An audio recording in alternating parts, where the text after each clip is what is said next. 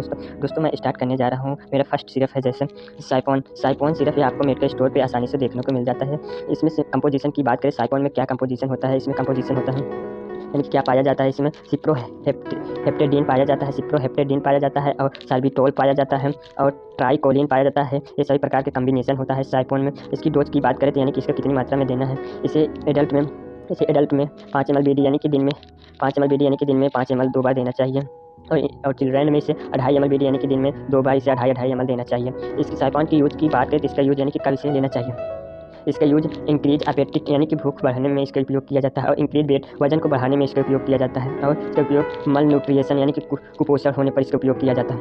अब next syrup के बारे में बात करने जा रहा हूँ। नेक्स्ट सिरप है जैसे अरिस्टोजाइम में आपको आसानी से मेडिकल स्टोर पे देखने को मिल जाता है। अरिस्टोजाइम में कंपोजिशन की बात करें, इसमें क्या पाया जाता है, इसमें पेप्सिन पाया जाता है और इसमें एक एल्बुमिन पाया जाता है और कुपेड स्टार्च पाया जाता है यानी कि पका हुआ स्टार्च पाया जाता है। इसकी डोज की बात करें यानी कि इसे कितनी मात्रा में देना है।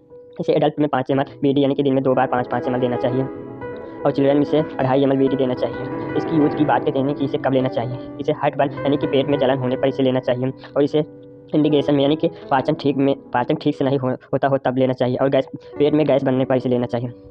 अब नेक्स्ट सिरप के बारे में बात करने जा रहा हूँ। नेक्स्ट सिरप है जैसे हार्बिटोन। यह हार्बिटोन आपको आसानी से मेडिकल स्टोर पर देखने को मिल जाता है। यह हार्बिटोन सिरप में कंपोजिशन की बात करें तो इसमें क्या पाया जाता है, इसमें आयरन पाया जाता है और विटामिन B12 पाया जाता है, विटामिन B12 पाया जाता है और फोलिक एसिड पाया जाता है। ये सभी प्रकार का कॉम्बिनेशन होता है आर्बिटोन में। और इसकी आर्बिटोन की डोज की बात करें तो इसके यानी कि कब देना चाहिए। इसे एडल्ट में 5 ml बीडी देना चाहिए यानी कि दिन में 2 बार देना चाहिए और चिल्ड्रन में 5 ml 2.5 ml बीडी देना चाहिए यानी कि दिन में 2 बार।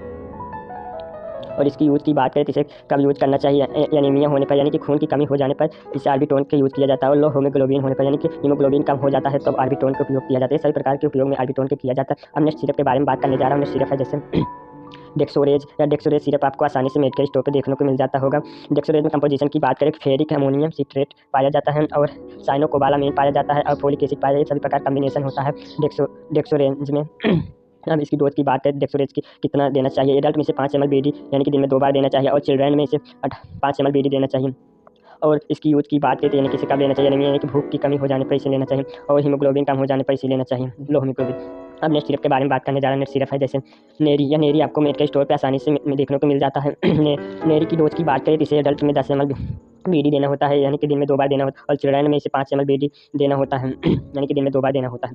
और इसकी यूज की बात करें यानी कि नेरी को कब यूज़ करना चाहिए। किडनी स्टोन यानी कि किडनी में पत्थरी हो जाने पर इसे उपयोग किया जाता है और यूटीआई में यानी कि यूरिन में जब इन्फेक्शन हो जाता है तब इसका उपयोग किया जाता है और किडनी डिसीज या जब कोई प्रकार की किडनी में बीमारी हो जाता है तब नेरी का उपयोग किया जाता है। नेक्स्ट सिरप के बारे में बात करने जा रहा हूँ। नेक्स्ट सिरप है जैसे डाइजीन भी आपको मेडिकल स्टोर पे आसानी से देखने को मिल जाती है। डाइजीन में कंपोजिशन की बात करें तो इसमें क्या पाया जाता है, इसमें अमोनियम हाइड्रोक्साइड पाया जाता है और मैग्नीशियम हाइड्रोक्साइड पाया जाता है, सोडियम भी पाया जाता है। ये सभी प्रकार कम्बिनेशन होता है डाइजीन में। डाइजीन की डोज की बात करें इसे एडल्ट में 10 ml बीडी देना होता है और चिल्ड्रन में इसे 5 ml बीडी देना होता है। और डाइजीन की यूज की बात करें इसे इंडिगेशन यानी कि पाचन में समस्या होने पर इसे दिया जाता है और गैस एंड एसिडिटी, जब गैस और एसिडिटी हो जाता है तब इसे डाइजीन का उपयोग किया जाता है और स्टोमक अल्सर, जब पेट में छाले हो जाते हैं तब डाइजीन का उपयोग किया जाता है। इस प्रकार के उपयोग किया जाता है डाइजीन। हमने सिरप के बारे में बात करने जा रहा है। नेक्स्ट सिरप है जैसे Li52। या आप पास बहुत सुने होंगे नाम Li52 के। यह भी आपको मेडिकल स्टोर पर आसानी को देखने को मिल जाता है।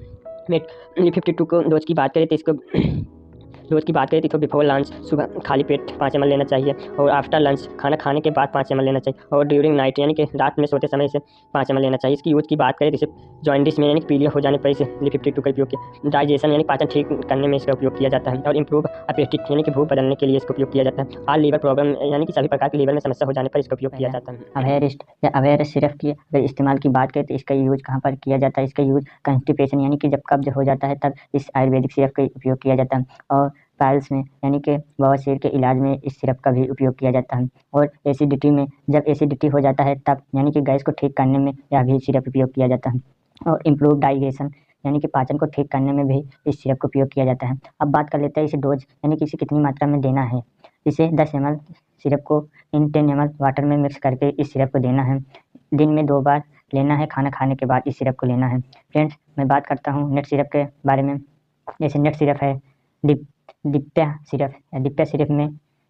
सिरप की इस्तेमाल की बात करें तो इसका इस्तेमाल ब्लोटिंग यानी कि पेट फूलने पर इस्तेमाल किया जाता है और डाइजेशन प्रॉब्लम यानी कि पाचन की समस्या होने पर भी इस सिरप का उपयोग किया जाता है और एसिडिटी जब गैस बन जाता है तब भी इस सिरप का उपयोग किया जाता है। यह सिरप बहुत अच्छा सिरप होता है।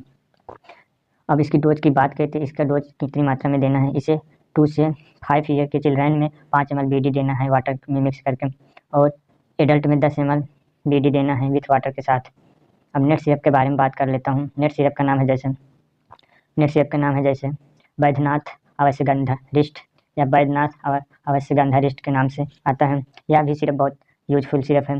अगर इसकी इस्तेमाल की बात करें तो इसका इस्तेमाल नर्व वीकनेस यानी कि नसों की कमजोरी को दूर करने में उपयोग किया जाता है, और एपिलेप्सी यानी कि मिर्गी के इलाज में इस सिरप का भी उपयोग किया जाता है, और वीकनेस मेमोरी यानी कि याददाश्त कम होना यानी कि याददाश्त कमजोर हो जाने पर इस सिरप का उपयोग किया जाता है, और माइग्रेन या सर दर्द में हो तब इस सिरप का उपयोग किया जाता है। यह सिरप भी बहुत यूजफुल सिरप होता है। अगर इसका डोज की बात करें तो इसे कितनी मात्रा में देना है। इसे 10 ml BD देना है, सुबह शाम खाना खाने के बाद देना है, और 10 ml medicine mix in 10 ml water के साथ मिक्स करके इस सिरप को देना है पेशेंट को। दोस्तों, नेट सिरप के बारे में बात करता हूँ। नेट सिरप का नाम है जैसे लिप 52। यह सिरप बहुत पॉपुलर नाम से है। यह सिरप आपको मार्केट में आसानी से मेडिकल स्टोर पर देखने को मिल जाता है।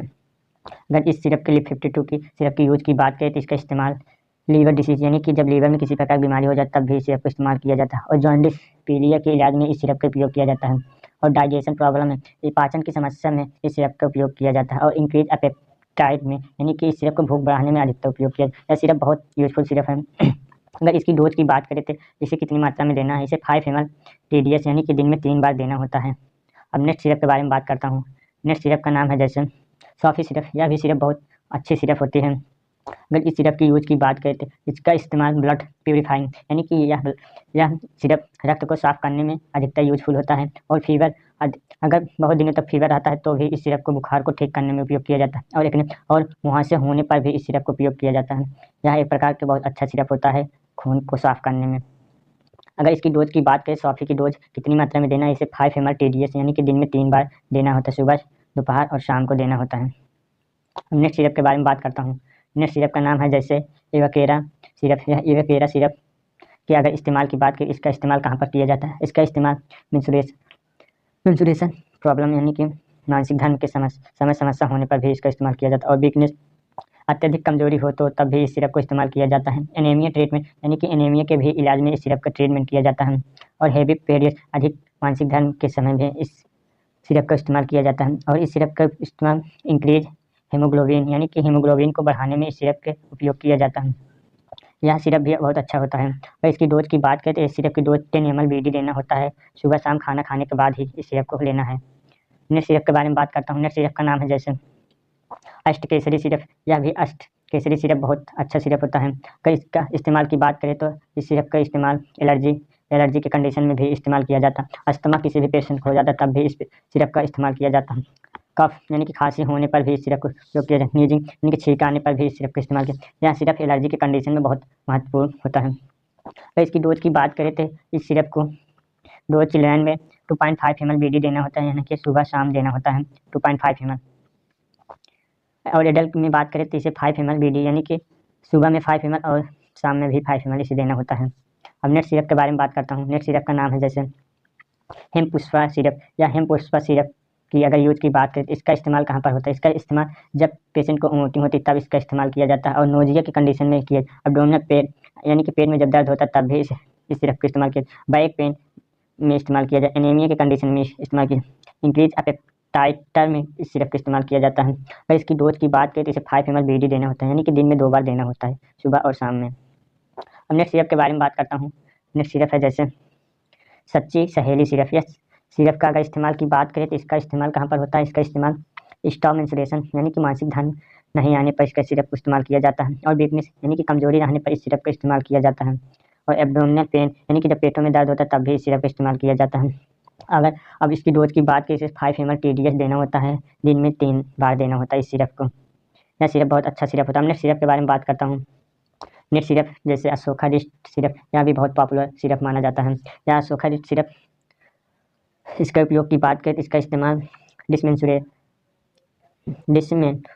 यानी कि मानसिक धर्म के समय दर्द होने पर भी इस सिरप का इस्तेमाल किया जाता है, और बूस्ट स्टैमिना यानी कि स्टैमिना बढ़ाने में इस सिरप का इस्तेमाल किया जाता है, और एब्डोमिनल पेन यानी कि जब पेटों में दर्द होता है तब इस सिरप का इस्तेमाल किया जाता है, और इस सिरप का इंक्रीज डाइजेशन यानी कि पाचन को बढ़ाने में भी इस सिरप का इस्तेमाल किया जाता है। यह सिरप भी बहुत यूजफुल सिरप होता है।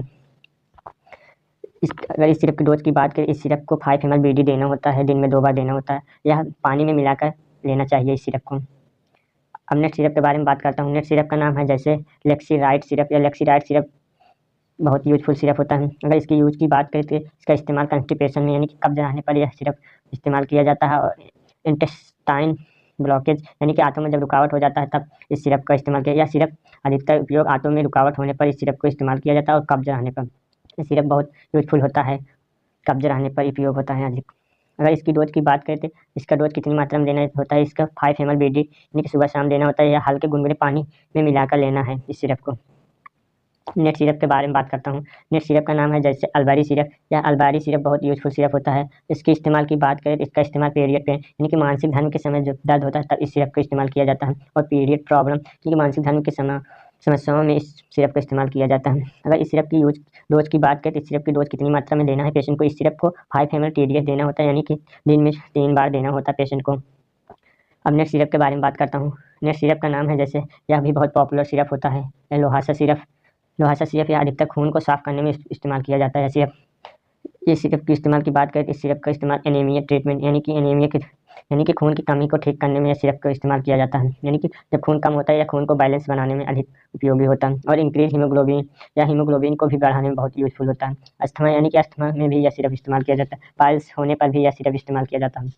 लोहासा की अगर डोज की बात करें सिरप की, इस सिरप की डोज 5 ml BD देना होता है, दिन में 2 बार देना होता है पेशेंट को। नेक्स्ट सिरप का नाम है जैसे, नेक्स्ट सिरप है मेंस्टा सिरप या मेंस्टा सिरप में की अगर इस्तेमाल की बात करें तो इसका इस्तेमाल कहाँ पर होता है, इस सिरप का इस्तेमाल एंटी इन्फ्लेमेटरी यानी कि पेट में सूजन होने पर तब इस सिरप का इस्तेमाल किया जाता है, और एंटी स्पैस्मोडिक यानी कि जब पेट में मरोड़ और दर्द भी हो तब भी इस सिरप का अधिक उपयोग किया जाता है। और मेंस्ट्रुअल प्रॉब्लम यानी कि मानसिक धर्म के समय समस्या जब होती है तब भी इस सिरप का इस्तेमाल किया जाता है। अगर इसकी डोज की बात करें, इसकी डोज कितनी मात्रा में लेना है, इसको 5 ml BD देना है, यानी कि दिन में 2 बार देना होता है इस सिरप को। अब नेक्स्ट सिरप का नाम है जैसे इमूडॉप सिरप या इमूडॉप सिरप की अगर यूज की बात करें, इसका इस्तेमाल कहाँ पर होता है, इन सिरप का इस्तेमाल इंक्रीज इम्यूनिटी यानी कि प्रतिरोधक क्षमता को बढ़ाने में इस सिरप का इस्तेमाल किया जाता है, और डिसीज रिकवरी यानी कि बीमारी को जल्दी सही करने में भी यह सिरप इस्तेमाल किया जाता है, और इन्फेक्शन ट्रीटमेंट किसी भी प्रकार के जब शरीर में इन्फेक्शन हो जाता है तब भी इस सिरप का इस्तेमाल किया जाता है। अगर इस सिरप की डोज की बात करें तो इमूडॉप सिरप को कितनी मात्रा में पेशेंट को लेना है, इसे 5 ml OD यानी कि दिन में एक ही बार इस सिरप को लेना है। लेवेमाइन यह आयुर्वेदिक गोली होती है। यह एक प्रकार की आयुर्वेदिक गोली है जिसमें कई औषधियाँ मिलकर बनी होती हैं। अगर बात करें इसमें कौन कौन सी औषधियाँ मिलकर यह बनाई गई है, इसमें कंपोजिशन होता है कटुकी का और कालमेघ का और कुमारी और चित्रफला, ये चारों का कॉम्बिनेशन से यह लेवेमाइन आयुर्वेदिक गोली बनाई गई है। अगर इसकी यूज की बात करें, इसका यूज कहाँ होता है तो हम देख लेते हैं इसका यूज कहाँ पर होता है। इसका इस्तेमाल की बात करें तो इसका इस्तेमाल यानी कि मधुमेह यानी कि जब मधुमेह हो जाता है तब यह लेवेमाइन टैबलेट का इस्तेमाल किया जाता है, और जॉन्डिस यानी कि पीलिया के दौरान भी यह इस्तेमाल किया जाता है, और क्रोनिक फीवर यानी कि पुराना से पुराना बुखार हो तब यह लेवेमाइन टैबलेट का उपयोग किया जाता है, और हाई बीपी यानी कि अधिक रक्तचाप का हो जाता है तब भी यह टैबलेट उपयोग किया जाता है, और इंडिगेशन यानी कि ठीक से पाचन नहीं होना यानी कि अच्छे से खाना पेट में नहीं पच रहा है तब भी यह टैबलेट बहुत अच्छा होता है इसके इस्तेमाल के लिए, तब इस्तेमाल किया। और लीवर की सुरक्षा यानी कि लीवर प्रोटेक्शन के लिए, और रिड्यूस फीवर टॉक्सिन यानी कि लीवर के टॉक्सिन कम करते हैं, लीवर में जब टॉक्सिन की मात्रा अधिक हो जाती है यह टैबलेट उसे कम करने के लिए उपयोग किया जाता है, और रेगुलेट विल जॉइंट्स यानी कि पित्त रस को नियंत्रित करता है यह टैबलेट। यह सभी प्रकार का इसका इस्तेमाल किया जाता है लियोमा टैबलेट के। आप बात कर लेते हैं इसके डोज कितनी देना है फ्रेंड। डोज की बात करें तो इसकी डोज आपको लियोमाइन टैबलेट की कितनी देना है, इसे अगर एडल्ट हो तब कितनी देना और चिल्ड्रन हो तब कितनी। एडल्ट यानी कि 15 साल से ज़्यादा हो तब उसे 2 टैबलेट BD देना होता है, यानी कि दिन में 2 बार देना, तो सुबह में और शाम में एक टैबलेट देना होता है। अगर चाइल्ड हो यानी कि चिल्ड्रन बच्चा हो तब उसे टैबलेट कितनी देना, उसे 1 टैबलेट BD यानी कि दिन में 2 बार इस टैबलेट को देना था। लियोमाइन टैबलेट बहुत अच्छा टैबलेट प्रकार से होता है। अब नेक्स्ट सिरप के बारे में बात कर लेता हूँ जो उपयोग होता है। नेक्स्ट सिरप का नाम है जैसे लिमिलिकोर या लिमिलिक्योर DS या लिमिलिक्योर DS बहुत अच्छा सिरप होता है ये भी। अगर इसके इस्तेमाल की बात करें, इसका इस्तेमाल कहाँ पर किया जाता है, इसका इस्तेमाल हेपेटाइटिस यानी कि हेपेटाइटिस के उपयोग में सिरप उपयोग किया जाता है, और जॉन्डिस यानी कि जब पीलिया हो जाता है किसी प्रकार से पेशेंट को तब यह इस्तेमाल किया जाता है, और फैटी लीवर यानी कि फैटी लीवर जब लीवर में किसी प्रकार के फैट ज़्यादा हो जाता है तो वह फैट को कम करने के लिए उपयोग किया जाता है, और लीवर सिरोसिस यानी कि लीवर की सिरोसिस में उपयोग किया जाता है, और लो अपेटिस भूख न लगना, जब भूख बहुत कम लगता है तो भूख को बढ़ाने के लिए उपयोग किया जाता है सिरप। अगर इसकी डोज की बात करें तो कितनी मात्रा में डोज देना होता है, यह सिरप को आपको डोज की बात करें कितनी देना है, या अगर एडल्ट हो तो ये सिरप को 5-10 साल से अधिक ज़्यादा हो तो एडल्ट तो उसे 3 ढक्कन TDS देना होता है, यानी कि 3 चम्मच दवाई पानी में घोल कर देना होता है यह सिरप को। अगर चाइल्ड हो तब कितनी देना था, 2 से 12 साल का हो तो इसे 1 ढक्कन BD यानी कि 1 चम्मच दवाई पानी में घोल कर देना होता है इस सिरप को। अब नेक्स्ट सिरप के बारे में बात करता हूँ जो बहुत अच्छा सिरप होता है। नेक्स्ट सिरप का नाम है जैसे हेपानो। यह एक प्रकार के आयुर्वेदिक सिरप होता है जिसमें कई औषधियाँ मिलकर बनाई गई होती हैं। इसमें कौन कौन सी औषधियाँ मिलकर बनाई गई हेपानो में, यह हेपानो सिरप में कंपोजिशन की बात करें, इसमें कंपोजिशन क्या क्या होता है, इसमें भूमि अमलाकी का कंपोजिशन होता है और गुड़ची की कंपोजिशन होता है और कुटकी और हरितकी और कालमेघ, ये पांचों का कॉम्बिनेशन से यह हेपानो सिरप बनाया गया है। अगर इसकी यूज की बात करें, हेपानो सिरप कहाँ पर इस्तेमाल किया जाता है तो बात करते हैं इसका इस्तेमाल कहाँ पर किया जाता है। इसका इस्तेमाल हेपानो के भूमि अम्लाकी यानी कि यह हेपेटाइटिस सेल के एंजाइम बनाने के लिए प्रोत्साहित करती है यह सिरप। और इसे गुटची होती है, इसमें वह लीवर को टॉक्सिन को कम करती है यह गुटची। और जो गुटकी मिला होता है वह होता है लीवर की इन्फ्लामेशन को ठीक करती है, यानी कि जो दर्द या सूजन होता है तो उसे कम करती है गुटकी। और कालमेघ जो होता है उसमें लीवर को आंतरिक सुरक्षा देती है, यानी कि उसके सुरक्षा प्रदान करती है। ये सिरप इस प्रकार के उपयोग किया जाता है। अगर इसकी डोज की बात करें, इसे कितनी मात्रा में हेपानो को देना है अगर एडल्ट हो तो हेपानो को कितना देना है, एडल्ट अगर 15 साल से ज़्यादा है तो उसे 2 ढक्कन TDS यानी कि दिन में 3 बार देना होता है। और चिल्ड्रन हो तो यानी बच्चा हो तो उसे 1 ढक्कन BD देना होता है, यानी कि 1 चम्मच सुबह शाम में बच्चों को देना होता है। अब नेक्स्ट सिरप के बारे में बात कर लेता हूँ जो बहुत अच्छा सिरप माना जाता है। वह आपको मार्केट में ली 52 के नाम से या हिमालय कंपनी द्वारा बनाई गई है। हिमालय के नाम से आपको दिखाई दे, यह बहुत अच्छा सिरप होता है एक प्रकार से।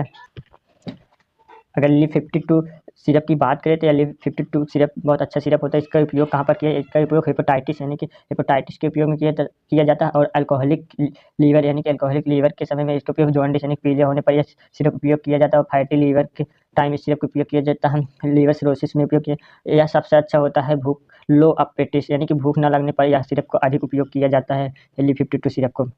और लीवर टॉक्सिसिटी, जब लीवर में किसी प्रकार से टॉक्सिसिटी हो जाता है तो उसे कम करने के लिए यह सिरप का उपयोग किया जाता है, जिससे टॉक्सिसिटी की मात्रा कम हो जाए उसके लिए यह सिरप ली 52 का उपयोग किया जाता है। अब इसकी ली 52 की डोज की बात करें, इसे कितनी मात्रा में देना होता है, तो अगर डोज की बात करें तो यानी कि एडल्ट हो 15 साल से अधिक तो उसे कितनी मात्रा में देना होता है।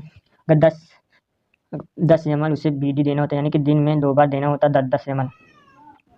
अगर चाइल्ड हो यानी कि चिल्ड्रन हो या बच्चा हो तो उसे 5 ml BD देना होता है इस सिरप को सुबह शाम में। यह सिरप बहुत अच्छा सिरप होता है ली 52। यह भूख को बढ़ाने में बहुत मददगार करता है सिरप। अब नेक्स्ट सिरप के बारे में बात कर लेता हूँ, वह कौन सा सिरप है। नेक्स्ट सिरप का नाम है जिग्रीन। यह जिग्रीन बहुत अच्छा सिरप ये भी होता है। यह मार्केट में आपको आसानी से मेडिकल स्टोर पर देखने को मिल जाता है जिग्रीन के नाम से।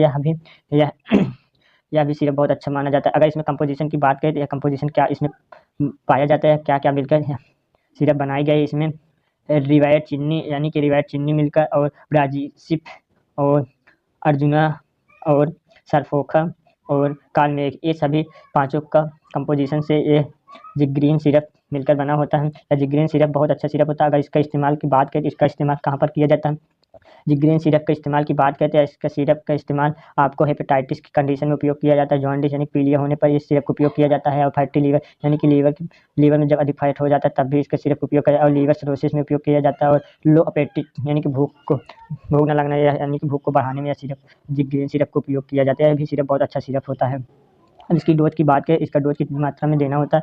इसकी डोज की बात करते हैं, जिग्रीन सिरप की डोज अगर एडल्ट हो तो उसे 15 साल से अधिक हो तो एडल्ट को 3 चम्मच TDS यानी कि दिन में 3 बार देना होता है, सुबह दोपहर शाम में 3-3 चम्मच। अगर चाइल्ड हो तो 2 से 12 साल के हो तो उसे 1 चम्मच BD यानी कि दिन में 1 सुबह और शाम में 1। जैसे मैं दोस्तों बात करने जा रहा हूँ मेरे फर्स्ट ऑइंटमेंट का है। जैसे ऑइंटमेंट का नाम है बेटनोबेटियन। बेटनोबेटियन में कंपोजिशन की बात करें तो इसमें क्या पाया जाता है, इसमें कंपोजिशन की बात करें इसमें विटामिथासोन पाया जाता है, नियोमाइसिन पाया जाता है, ये कंपोजिशन होता है। और बेटनोबेटियन की यूज की बात करें तो इसे कब लेना चाहिए, इसे कब लेना चाहिए, इसकी यूज की बात करें तो इसको एक्जीमिया होने पर, सोरियासिस होने पर, स्किन संक्रमण, ये सभी कंडीशन में बेटनोबेटियन का उपयोग किया जाता है। अब नेक्स्ट ऑइंटमेंट के बारे में बात करने जा रहा हूँ। नेक्स्ट ऑइंटमेंट है जैसे हेडेंसा।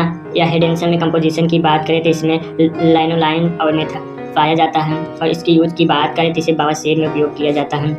दोस्तों अब नेक्स्ट ऑइंटमेंट है मेरा, जैसे नेक्स्ट ऑइंटमेंट है क्लियर ऑइंटमेंट है। इसमें कंपोजिशन की बात करें तो इसमें क्लोट्रिमेजोल और निकोटिनामाइड पाया जाता है और इसका उपयोग की बात करें यानी कि इसका यूज पिंपल्स में उपयोग किया जाता है। नेक्स्ट ऑइंटमेंट के बारे में बात करने जा रहा हूँ। नेक्स्ट ऑइंटमेंट है जैसे विटामिन सी। यह विटामिन सी में कंपोजिशन की बात करें तो इसमें कंपोजिशन क्या पाया जाता है, इसमें कंपोजिशन बीटामेथासोन एंड क्लियोक्विनोल पाया जाता है और इसके उपयोग की बात करें यानी कि इसका यूज एक्जीमिया और सोरियासिस और स्किन के संक्रमण में इसका उपयोग किया जाता है। अब नेक्स्ट ऑइंटमेंट के बारे में बात करने जा रहा हूँ। नेक्स्ट ऑइंटमेंट है जैसे बीटाडीन। बीटाडीन में कंपोजिशन की बात करें तो इसमें sodium bicarbonate and citric acid और आयोडीन और वाटर यानी पानी ये सभी कंपोजिशन होता है और इसका यूज की बात करें तो इसका यूज बर्निंग यानी कि जल जाने पर इसका उपयोग बीटाडीन का उपयोग किया जाता है। स्मॉल कोट यानी कि कट लगने पर इसका उपयोग किया जाता है। स्किन इन्फेक्शन यानी कि स्किन के संक्रमण होने पर इसका उपयोग किया जाता है। अब नेक्स्ट ऑइंटमेंट के बारे में बात करने जा रहा हूँ। नेक्स्ट ऑइंटमेंट है जैसे लूलिकॉन या लूलिकॉन में कंपोजिशन की बात करें इसमें क्या पाया जाता है, इसमें लूलिकोनाजोल पाया जाता है। इसका यूज की बात करें तो इसका यूज स्किन इन्फेक्शन यानी कि स्किन में जब इन्फेक्शन हो जाता है इसका उपयोग किया जाता है और रिंगवार में इसका उपयोग किया जाता है और एथलीट फूड यानी कि पैरों में इन्फेक्शन हो जाने पर इसका उपयोग किया जाता है और फंगल इन्फेक्शन में भी इसका उपयोग किया जाता है लूलिकोनाजोल का। अब नेक्स्ट ऑइंटमेंट के बारे में बात करने जा रहा हूँ। नेक्स्ट ऑइंटमेंट है जैसे लोमेला में कंपोजिशन की बात करें इसमें कंपोजिशन होता है हाइड्रोक्विनोन और मोमेटासोन, ये दोनों कंपोजिशन पाया जाता है लोमेला में और इसकी यूज की बात करें कि लोमेला का यूज होता है मेलसमा में और काले धब्बे में, ये सभी में इसका लोमेला का उपयोग किया जाता है। अब नेक्स्ट ऑइंटमेंट के बारे में बात करने जा रहा हूँ। नेक्स्ट ऑइंटमेंट है जैसे बर्नर क्रीम। इसमें कंपोजिशन की बात करें तो इसमें कंपोजिशन अमीना एक्राइन पाया जाता है और सेट्रीमाइड पाया जाता है, ये दोनों कंपोजिशन होता है और इसका यूज की बात करें जैसे बर्नर कंडीशन है कि जल जाने पर इसका उपयोग किया जाता है और माइनर कट यानी कि छोटा कट लग जाने पर भी इसका उपयोग किया जाता है। अब नेक्स्ट ऑइंटमेंट के बारे में बात करने जा रहा हूँ। नेक्स्ट ऑइंटमेंट है जैसे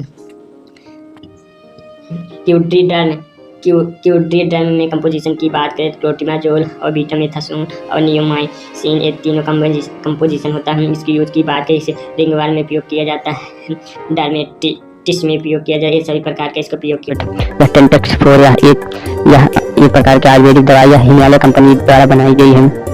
वह इसमें कंपोजिशन की बात करें तो इसमें कंपोजिशन क्या होता है, इसमें कंपोजिशन यानी कि इसमें क्या क्या मिलकर यह हिमालय मेडिसिन बना गए हैं यानी कि टेंटेक्स 4। इसमें आपको अश्वगंधा देखने को मिलेगा और शिलाजीत और बिलिरुबिन और कुमकुम और अकरकरा और मरीचा, ये सभी क्या कंपोजिशन से मिलकर ये बना होता है टेंटेक्स 4। अगर हम बात करें टेंटेक्स 4 का उपयोग कहाँ पर किया जाता है तो उसके बारे में जान लेते हैं। टेंटेक्स 4 का उपयोग कहाँ पर किया जाता है, इसका उपयोग इंक्रीज स्टेमिना यानी कि इसका उपयोग स्टेमिना को बढ़ाने में इसका उपयोग किया जाता है और प्रेमेच्योर इंजैक्युलेशन यानी कि शीघ्र पाचन के दौरान इसका उपयोग किया जाता है और इंक्रीज एनर्जी यानी कि ऊर्जा बढ़ाने यानी कि ऊर्जा क्षमता को बढ़ाने में इसका उपयोग किया जाता है और नाइट इजैक्युलेशन यानी कि स्वप्न दोष के दौरान इसका उपयोग किया जाता है टेंटेक्स 4 टैबलेट का और इसका उपयोग इंक्रीज स्टेरोन बढ़ाने में इसका उपयोग किया जाता है और इंक्रीज स्पर्म यानी कि शुक्राणुओं को बढ़ाने यानी कि शुक्राणुओं को गाढ़ा करने में इसका उपयोग किया जाता है, यानी कि स्पर्म को गाढ़ा करने में इसका उपयोग किया जाता है टेंटेक्स 4। अब बात कर लेते हैं टेंटेक्स 4 को कितना डोज देना है। इसे 2 टैबलेट भी देना होता है यानी कि सुबह शाम में देना होता है इस टैबलेट को। अब नेक्स्ट बात कर लेते हैं it can be taken 30 to 45 days यानी कि इस टैबलेट को आपको 30 से 45 दिनों तक देना होता है सुबह शाम में और it should be taken in warm water यानी कि इस टैबलेट को गुनगुने पानी के साथ लेना होता है। अब हम बात कर लेते हैं कुछ इसके कॉन्ट्राइंडिकेशन यानी कि इस मरीज को नहीं देना है इस मेडिसिन को, यानी कि इसमें डायबिटीज़ यानी कि मधुमेह के रोग को ग्रसित पेशेंट को इस मेडिसिन को नहीं देना है और थायराइड यानी कि थायराइड बीमारी से ग्रसित को इस मेडिसिन को नहीं देना और हार्ट डिसीज यानी कि हार्ट जिस पेशेंट को हार्ट अटैक यानी कि हार्ट की प्रॉब्लम किसी भी प्रकार के हृदय में रोग हो उसे को नहीं देना है मेडिसिन को। अगर नोट जान लेते do not use before 18 years यानी कि यह 18 साल से पहले नहीं लेना है इस मेडिसिन को, यानी कि 18 से कम वाले को इसको नहीं देना है, इसे 18 से ऊपर वाले ही उम्र वालों को देना होता है टेंटेक्स 4 टैबलेट को। अब बात कर लेते हैं नेक्स्ट टैबलेट के बारे में। नेक्स्ट टैबलेट का नाम है जैसे स्पाइनाइन टैबलेट या स्पाइनाइन टैबलेट यह स्पेरमेंट टैबलेट यह भी एक प्रकार की आयुर्वेदिक दवाई होती है, हिमालय कंपनी द्वारा बनाई गई है मेडिसिन। अगर इसमें कंपोजिशन की बात करें तो इसमें कंपोजिशन होता है कभी कछू 32 mg और गोसूरा 64 mg और कोकिलस कस 64 mg होता है और अश्वगंधा 130 mg होता है, सिराती 64 mg होती है। सभी कंपोजिशन से यह स्पेरमेंट टैबलेट बना होता है। अब इसका यूज की बारे में बात कर लेते हैं, इसका यूज कहाँ पर किया जाता है, कब देना चाहिए। ये इस टैबलेट को भी अगर हम बात करें तो इसका उपयोग किया जाता है इंक्रीज फर्टिलिटी यानी कि प्रजनन क्षमता को बढ़ाने में इस टैबलेट का उपयोग किया जाता है, और इंक्रीज स्पर्म यानी कि स्पर्म को बढ़ाने में भी इसका उपयोग किया जाता है, और ट्रीट ओलिगोस्पर्मिया यानी कि ओलिगोस्पर्मिया ठीक करने के लिए इसका उपयोग किया जाता है, और इंक्रीज टेस्टोस्टेरोन में इसका उपयोग किया जाता है। बात कर लेते हैं कितनी मात्रा में इसका डोज देना होता है। अगर बात करें तो इससे डोज की बात करें तो इसका डोज एक टैबलेट बीडी देना होता है, यानी कि सुबह शाम देना होता है। इस टैबलेट को एक गोली सुबह शाम देना होता है, और it can be taken 30 days यानी कि 30 दिनों तक इसे देना होता है, सुबह शाम एक गोली, और should be used in one water, इसे गुनगुने पानी के साथ देना होता है। अगर इसके दुष्प्रभाव यानी कि साइड इफेक्ट की बात करें तो इससे साइड इफेक्ट डायरिया यानी कि दस्त लगना, स्किन एलर्जी, त्वचा में किसी भी प्रकार की एलर्जी हो सकती है, साइड इफेक्ट हो सकते हैं। इस टैबलेट को 18 से कम वाले उम्र को नहीं देना, इसे 18 से अधिक वाले उम्र को ही देना होता है इस टैबलेट को। नेक्स्ट टैबलेट के बारे में बात कर लेते हैं। नेक्स्ट टैबलेट का नाम है जैसे कॉन्फिडो टैबलेट या कॉन्फिडो टैबलेट भी यह एक प्रकार की आयुर्वेदिक दवाई हिमालय कंपनी द्वारा बनाई गई है। अगर हम बात करें तो इसमें कंपोजिशन क्या होता है, इसमें कंपोजिशन की बात करें तो इसमें कपकच्छू 20 mg होता है, गोसूरा 38 mg होते हैं, कोकिलस 38 mg होती है, अश्वगंधा 78 mg होती है, चिरंती 38 mg होती है। ये सभी से मिक्स से कंपोजिशन से यह मिलकर बना होता है कॉन्फिडो टैबलेट। अगर कॉन्फिडो टैबलेट की यूज की बात करें इसका उपयोग कहाँ पर किया जाता है, इसका उपयोग प्रीमेच्योर एजुकेशन यानी कि शीघ्रपातन के दौरान इस टैबलेट का उपयोग किया जाता है, और डिसफंक्शनिंग यानी कि स्तंभ दोष के समय इसका उपयोग किया जाता है, और इंक्रीज टेस्टोस्टेरोन के यानी कि टेस्टोस्टेरोन बढ़ने पर इसका उपयोग किया जाता है, और रिड्यूस एनर्जेटिक यानी कि तनाव कम करने के लिए इस टैबलेट को भी उपयोग किया जाता है, और इम्प्रूव स्टेमिना इस टैबलेट को स्टेमिना को बढ़ाने में उपयोग किया जाता है। यह बहुत अच्छी टैबलेट होती है एक प्रकार से। अब इसकी बात कर लेते हैं डोज यानी कि कितनी मात्रा में इस टैबलेट को लेना चाहिए। इस टैबलेट को एक टैबलेट पीडी यानी कि सुबह शाम एक टैबलेट लेना होता है। इट कैन बी टेकन, इसे 30 दिनों तक लेना होता है इस टैबलेट को लगातार, और should be use in one water यानी कि इस टैबलेट को गुनगुने पानी के साथ लेना होता है सुबह शाम।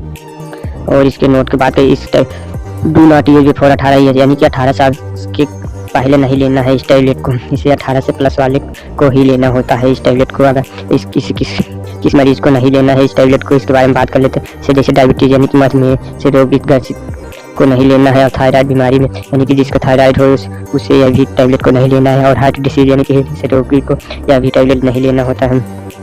फ्रेंड अगर वीडियो अच्छी लगी ऑइंटमेंट में कंपोजिशन क्या होता है और इसका उपयोग कहाँ पर किया जाता है, आज इसी के बारे में बात करेंगे।